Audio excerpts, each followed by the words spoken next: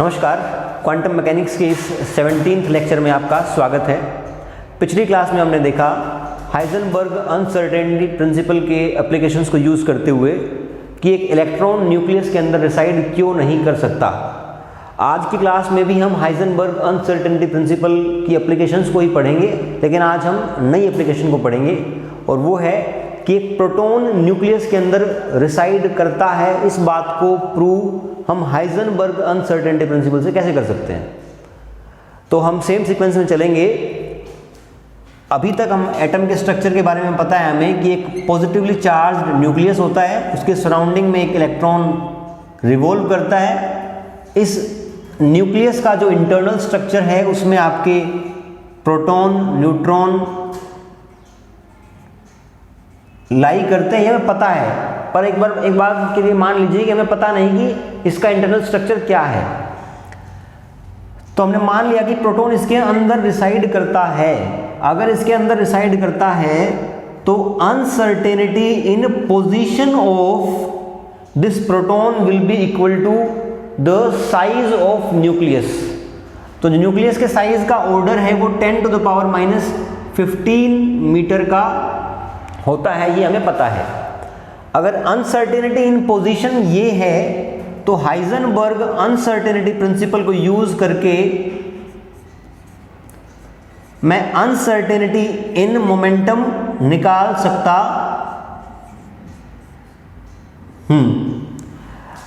तो यहां पर एच कट की वैल्यू पता है, डेल्टा एक्स की वैल्यू पता है, तो डेल्टा पी की वैल्यू निकल सकती है।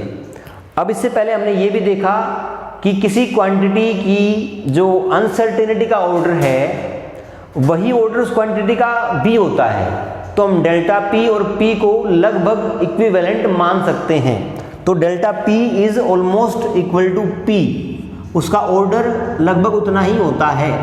तो आपका पी मान लेते हैं H cut by 2 delta x है। यहाँ पर एच कट की वैल्यू और डेल्टा एक्स की वैल्यू पुट करने के बाद हम इस पी को निकाल सकते हैं।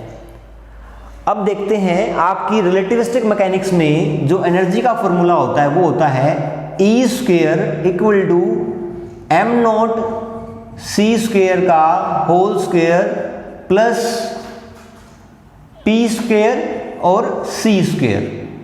यहां पर एनर्जी को अगर लिखें तो बोथ साइड अंडर रूट ले लेते हैं, एम नॉट सी स्क्वायर का whole square plus p square c square. इस इक्वेशन से हम एनर्जी निकालेंगे प्रोटॉन की। अब प्रोटॉन का जो रेस्ट मास होता है M not C square, it is equal to 938 MeV। इसका स्क्वायर हो जाएगा। यहां जो हमने P और C, P निकाल लिया है, उसके साथ यहाँ पर C मल्टीप्लाई है तो PC निकाल दें। अगर P इंटू में C निकालूँ यहाँ पर H कट और इसकी वैल्यू पुट करके, वो तो आता है 98.9 MeV। अब इस 98.9 MeV को यदि मैं यहाँ पुट करूँ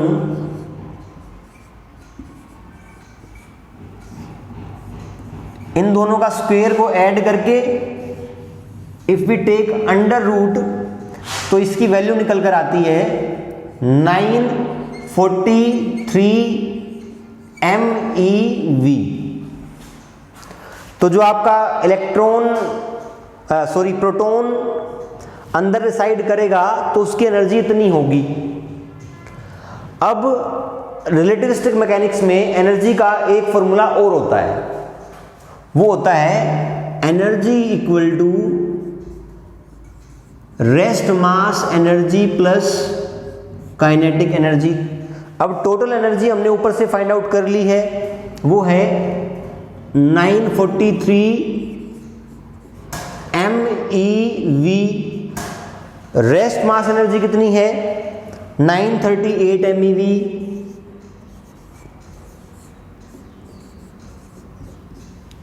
तो काइनेटिक एनर्जी कितनी बच जाएगी प्लस के kinetic energy will be equal to 5 MeV। ये आपकी काइनेटिक एनर्जी प्रोटॉन की होगी यदि प्रोटॉन आपका न्यूक्लियस के अंदर रिसाइड करता होगा। अब इसके अलावा एक फैक्ट हमें और पता है कि जो आपकी प्रोटॉन है या जो भी न्यूक्लियॉन है उसकी बाइंडिंग एनर्जी 8 MeV के बराबर होती है। मैं रिपीट करता हूं एक बार,